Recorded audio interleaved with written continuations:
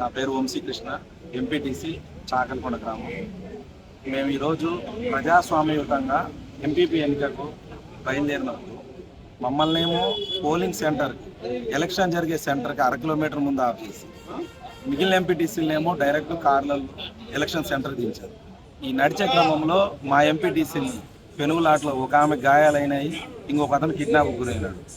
మేము ఈరోజు ఈ సందర్భంగా చెప్పేది ఏంటంటే, ప్రజాస్వామ్యయుతంగా ఎలక్షన్ జరపండి, అప్రజాస్వామ్యం ఎందుకు?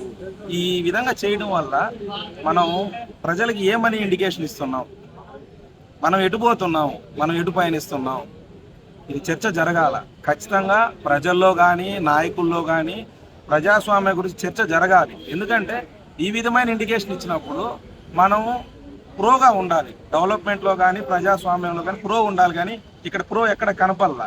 కాబట్టి మేము కూడా రాబోయే రోజుల్లో మా నాయకులు పెద్దలు ఉదయగిరి నియోజకవర్గ ఇన్ఛార్జ్ మేకపాటి రాజగోపాల్ రెడ్డి గారి ఆధ్వర్యంలో, మా జిల్లా పార్టీ అధ్యక్షులు కాకాని గోవర్ధన్ ఆధ్వర్యంలో, మా రాష్ట్ర అధ్యక్షులు గౌరవనీయులు మాజీ ముఖ్యమంత్రి వర్యులు శ్రీ వైఎస్ జగన్మోహన్ రెడ్డి గారి ఆధ్వర్యంలో ఇటువంటి విషయాల మీద రాబోయే రోజుల్లో ఫైట్ చేస్తాం.